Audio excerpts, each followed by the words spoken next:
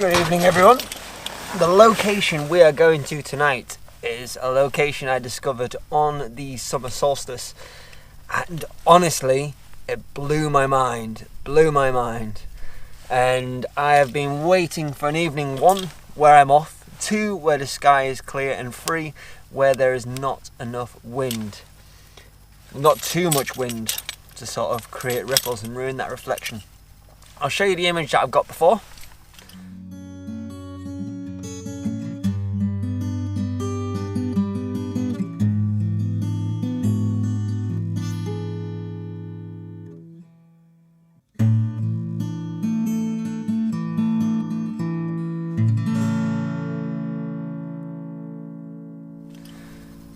Pretty spectacular, right? And hopefully this time the lilies are in bloom. Fingers crossed.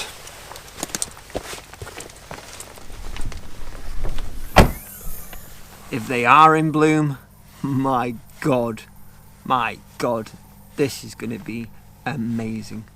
Absolutely, truly amazing.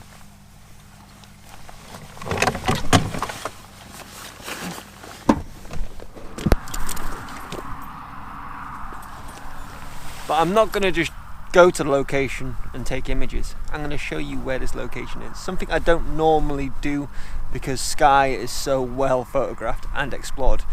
But I've never seen any images here. So I'm going to show you the way to get there, and fingers crossed some other people will go. If you do end up going, make sure you post in the comments below your picture you've got, because you know that'd be quite cool to see what you've taken away from the location that I have fallen in love with so much. So if you're just driving onto Skye and looking for this location, first of all, you want to find the Sligachan hotel that is just down here. Follow the road up until you get to this big metal beast, and then there's a little lay-by, which is probably for service vehicles, not for my car, but I think my car fits there pretty perfectly. Absolutely. Then you want to walk across this bit until you reach a little sort of treading spot. This is it here, and then literally just follow this footpath all the way and it'll take you to the loch.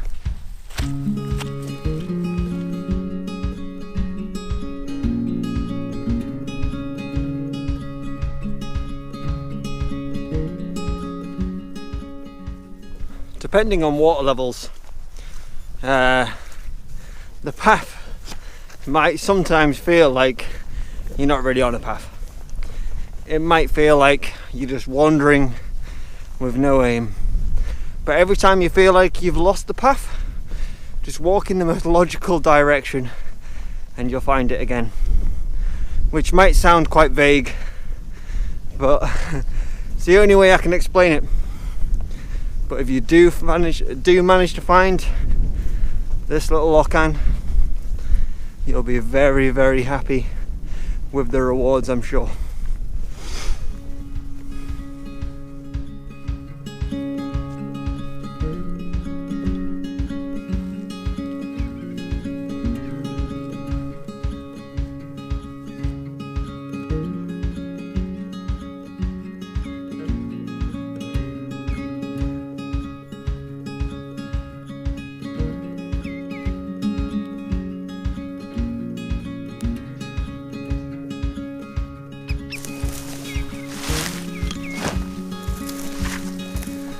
So, we have made it.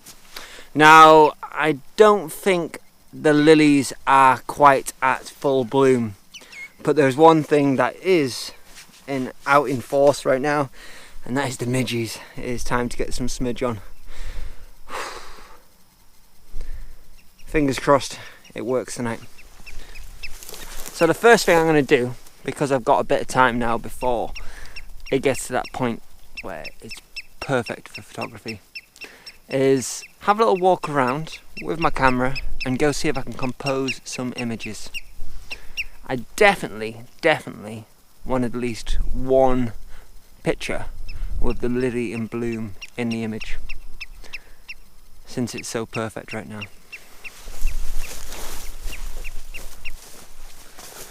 So I've had a couple of ideas. I've walked around the majority of the lake. Now, the top end of the Loch-an, sorry, do apologise to all my Scottish viewers. The top end of the Loch-an, it's not great. It's not great. And the big reason why it's not great is because you might remember in 2 vlogs earlier, I was getting dive bombed by these blooming birds. Well, there's a pair of nesting ones at the other end of the lake, which pretty much means that I am not going there. Not even a little bit. Now, for the rest of the Loch-an, it's looking pretty good. There are possibilities. But last time I was here as well, the water level was a lot higher. So it meant there was a lot more noise going on in the foreground. It was just clean, nice and pretty. And now, as you're about to see, it's a little bit messy, a little bit more chaotic, which is a shame. But the reflections are still there. And that is what makes this composition really come together.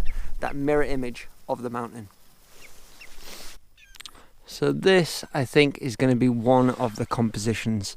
What I really like about this image is that little lily flower just poking out, and I'm definitely going to have to come back in about a week, maybe 2 weeks time, to see if there's more lilies out. But I just love the mountain in the background. Yeah, there's not much light on that at the moment, and I'm hoping this big thick blanket of clouds is going to pass over, because if it does, I'm going to be one happy man. So this is the composition that I've captured already. Now I like this because I don't have that big grass verge pushing in on my image. I have a bit more of an open scene, a more cleaner reflection, but there's one thing that I don't like, and that is the side of this hill and the way it sort of gets in the way, it encroaches on the beauty of the mountain. It kind of, you know, it acts like steps that take you to there. Now, if it could be like almost like an infinity pool with just a clear edge mountain, that would be so much better. This is possibility number 2.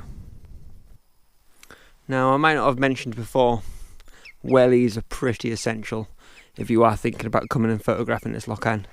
But this is my 3rd possible composition. Now, on this side, there's a lot of messy grass, and I'm not keen on it. And on this side, a lot of messy grass too. But I'm thinking a vertical camera in portrait, shoot a panoramic with these mountains as the focal point, and the reflection of the mountains in the water. And there's so many flowering lilies at this side. It just looks absolutely beautiful. And I think this will be my 3rd composition, and probably final, because these mountains, from past experience, seem to hold the light the longest. But I think I'm going to start with a composition I'm least confident with, because then I'll have more time for error. So I'll show you which one it is. So this one is my least confident one, and the main reason being is I can't get a clean foreground. I've got this beautiful lily just down here, but this grass just, it's so messy, unorganised and unpretty. The mountains are incredible, as always, but there doesn't seem to be any light on them at the moment. So I'm hoping, like I said before, this big bunch of clouds is going to travel past, and it's going to give me that clean foreground and light that I need.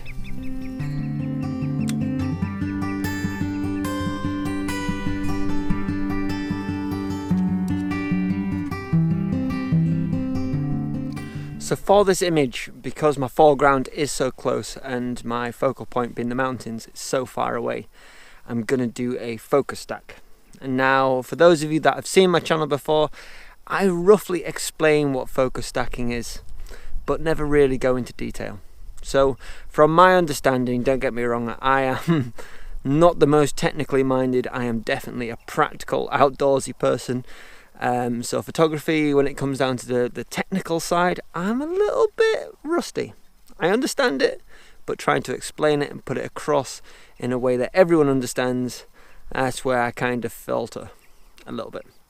So a focus stack, basically what it is taking an image, multiple images, and then sharpening at different points throughout the scene that you're photographing.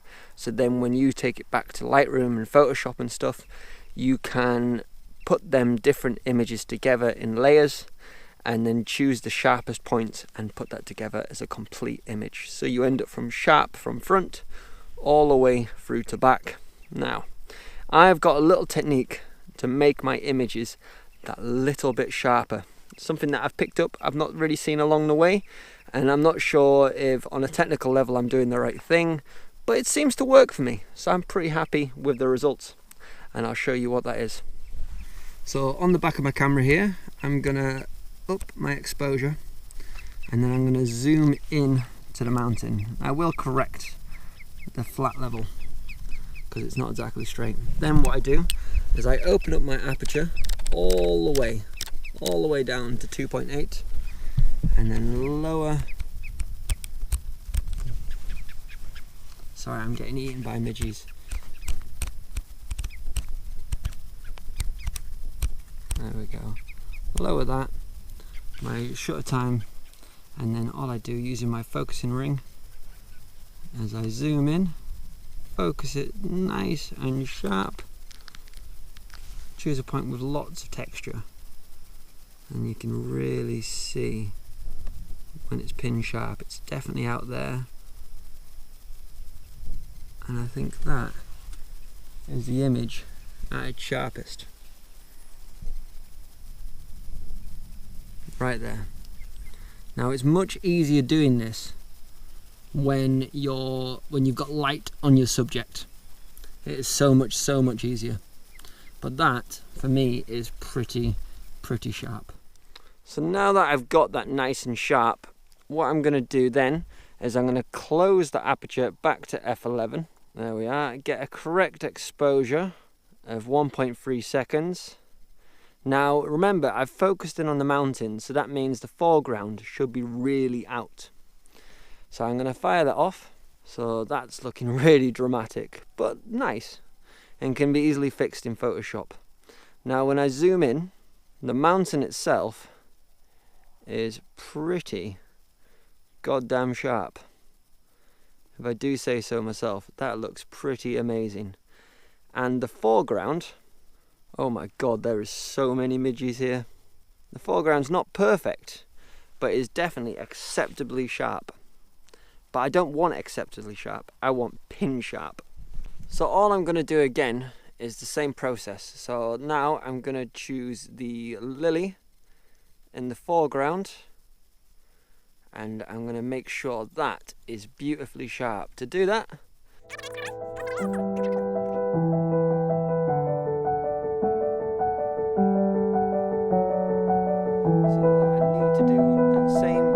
one more time.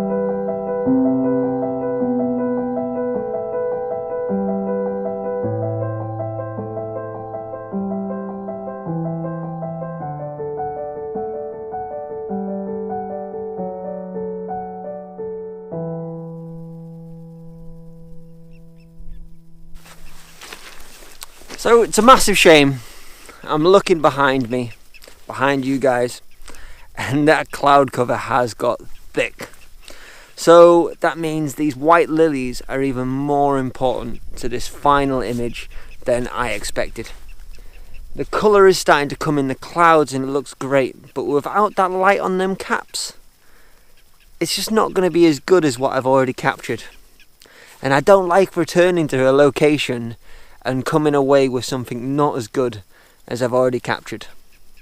As good as it may look from this shoot, I'll always remember that night that I came here without you guys coming with me, and the conditions were perfect and there was no midges. I didn't have to sit here with my hood up and my face covered in smidge. I don't know why, but they weren't as bad as they are right now. Anyway, I've switched my camera from portrait now into landscape, because the scene I've got, the foreground, is so much more forgiving than what I had before. I didn't have that huge I don't have in this shot that huge grass bank travelling through my image. That's just a massive distraction from that beautiful lily. but I'll show you what I have got because it still looks pretty good. So this is the scene I am looking at.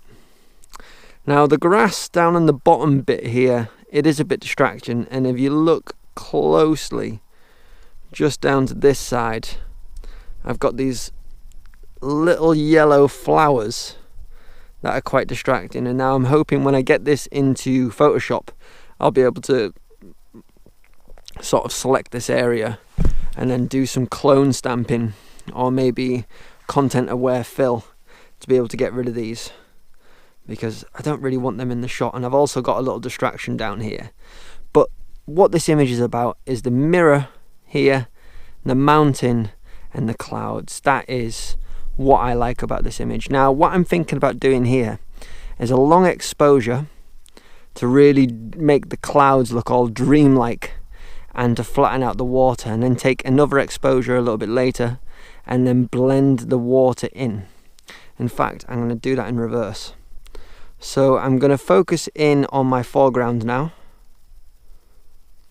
and I'm going to take an image with my lilies nice and sharp. So again, following the same process as before. There we are, that's looking beautiful.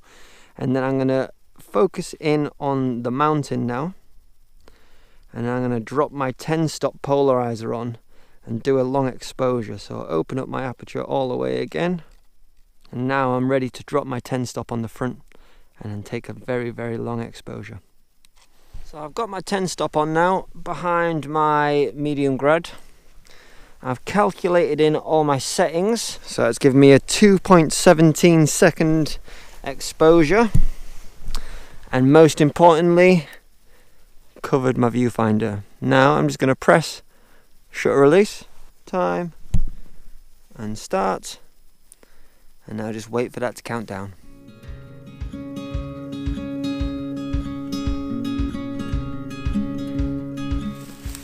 I have got some very exciting news. Look what's starting to flower, the heather. I cannot wait until Skye erupts in a bloom of heather. So many places would look so much better just with a little bit of sunshine and some heather. So I've just finished my long exposure. It was a little bit undercooked, but then I've taken a second image of the mountain. So I've got the water, I've got the mountains, and I've got the sky. I'm going to layer them all together, auto align them in Photoshop, and fingers crossed it looks great. But that light is not coming back tonight, not at all. So I'm in a bit of a dilemma on what to do. So they defeated me. I had to pack up and get out of there so badly. They were eating me to pieces. Millions of them. Whew. Still feel like they're eating me now.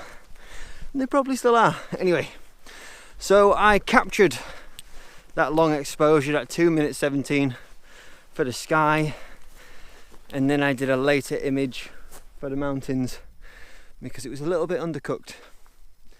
So that meant that I had the water focused, the midground focused, the mountains focused, and then an interesting sky.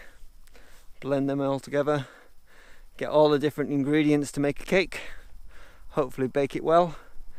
But that is behind me right now. That's the promise for light. 0. So as much as I love this composition, and I do, but without the light on them mountains, it's missing an important part. It's like a Victoria sponge without the jam in the middle. I don't know why I've got all these cake analogies at the moment, but that is what it is to me. So I will be back, hopefully with more lilies in bloom, less midges by the Loch-an, and some light on the mountain. But I'm still happy with the results that I've captured today. I am still very happy with the results. But hopefully with my focus stacking techniques, you'll be able to go out into the field and create them images that are just pin sharp, absolutely amazingly sharp. But yeah. But anyway, that's all from me this week. I hope you have a lovely weekend. If you've enjoyed the vlog, make sure you hit that thumbs up button.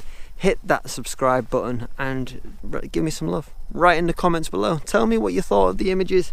Tell me if it is worth coming to visit yet again. I think so. Anyway, that's all from me. Peace.